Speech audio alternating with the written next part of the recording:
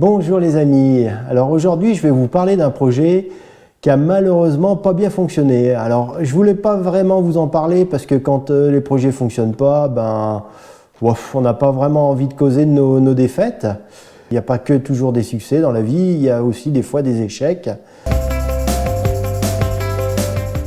Alors quand on roule dans cette voiture, elle est quand même très sonore, on entend bien le bruit du moteur. C'est la seule voiture d'ailleurs électrique bien vivante à ce que je connais aujourd'hui.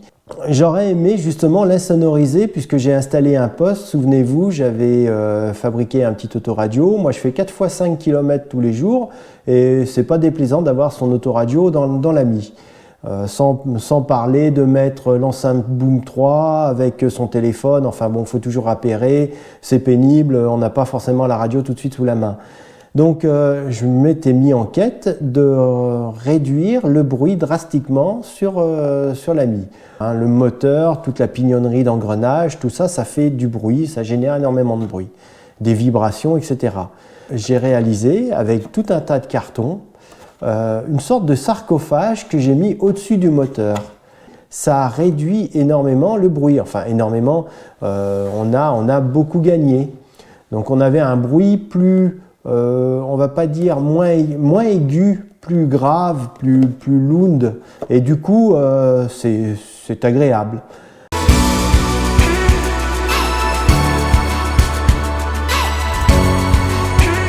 J'avais en tête de mettre un sarcophage tout autour du moteur. Vous voyez l'emplacement, je vais vous montrer la photo, où est-ce que je voulais le mettre. Je me suis dit, je vais faire quelques plaques avec une forme un petit peu déterminée. Et puis, je vais m'amuser à coller des plaques entre elles. Je bloquais, si vous voulez, tout le haut du moteur pour pouvoir éviter d'avoir les bruits. Malheureusement, gros souci de mise en place, etc. Donc j'ai tout repris entièrement et j'ai fait une version 2.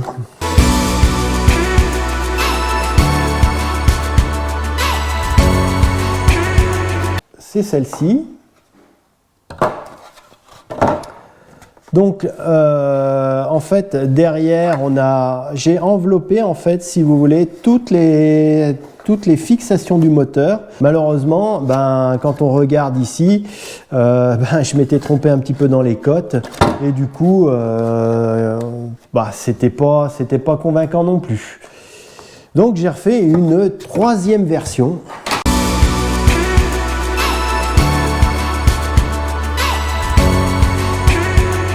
Une caractérisation vraiment complète, donc toujours avec du PLA, donc c'est juste pour essayer. Alors c'est des morceaux de PLA que j'ai montés et ensuite, si on regarde bien, je les ai collés avec une méthode de fonte de PLA dessus, ce qui fonctionne même d'ailleurs très bien, ça assemble très bien les pièces, il n'y a pas de problème. Alors j'ai fait mon système jusqu'à l'arrière du moteur. Donc là, il n'y avait pas de problème, c'était complètement fermé. J'avais tout scotché pour qu'il y ait vraiment plus de fuite de bruit ou autre, puisque il y a les vibrations puis il y a le déplacement de l'air. Donc voilà, j'y avais mis hermétique. Et quand j'ai fait mon essai, j'ai pas trouvé d'écart. Alors là, j'ai été très étonné. Donc là, j'ai acheté en fait un produit. Alors ça s'appelle du Dynamat. C'est un produit qui est là normalement pour absorber vraiment toutes les vibrations.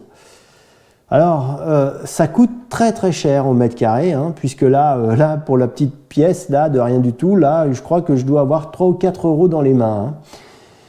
Et alors j'en ai mis d'abord sur le moteur, directement sur la carcasse du moteur. J'ai pas vu d'écart, au moins pour prendre toutes les vibrations. Il n'y a pas eu d'écart, donc c'était pas les vibrations. Alors après, j'ai commencé à en tartiner un petit peu partout sur le sarcophage, là, comme ici, là. J'en ai mis là, j'en ai mis un peu partout. Alors c'est une matière qui est très lourde en plus, donc normalement, plus c'est lourd, plus c'est dense et plus ça compense les vibrations. Mais malheureusement, aujourd'hui, je peux dire que le sarcophage du haut, en tout cas, ça ne fonctionne pas. Il n'y a rien à faire. j'ai fait tout un tas de tests et le bruit n'est pas bloqué comme quand j'avais réalisé mon premier test avec des cartons. Donc pour le moment, j'ai préféré stopper un petit peu ce projet, le mettre en pause, en attendant d'en avoir un petit peu plus, mais je ne le perds pas de vue. Alors, je l'ai mis en pause aussi pour une autre raison, c'est que je me suis aperçu aussi que ce moteur il chauffait pas mal. Donc il ne faut pas le bloquer avec un sarcophage parce que ça pourrait bloquer un petit peu la température. Je vais peut-être faire une chose un petit peu folle, mais je vais peut-être percer le bouclier avant, de manière que le vent puisse s'engouffrer à l'intérieur. Peut-être souffler plus facilement sur le moteur. D'une part, ça le refroidira, et d'autre part, ça permettra peut-être de dissiper un peu plus les bruits. Donc c'est une idée que je me suis lancée. Alors le problème, c'est que à partir du moment où je vais percer le bouclier avant, je vais perdre la notion de garantie. J'ai pas vraiment envie de perdre la notion de garantie sur la Citroën Ami pour le moment.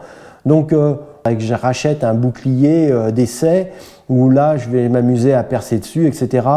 Vu le prix de la pièce, à 350 € un bouclier avant, je vais pas le faire tout de suite, à part si on me sponsorise pour le faire, mais là non, c'est un petit peu cher d'abîmer une pièce plastique comme ça pour faire juste des essais d'insonorisation. C'est peut-être par là qu'il faudrait passer, c'est-à-dire par une grille, une calandre, réaliser une calandre sur la Citroën Ami pour que l'air puisse se diffuser et atténuer le bruit qu'on a à l'intérieur de la voiture. Voilà. Donc c'était la parenthèse. Donc pause, mais on continue quand même dans les accessoires. Voilà. À quoi cela vous fait penser ?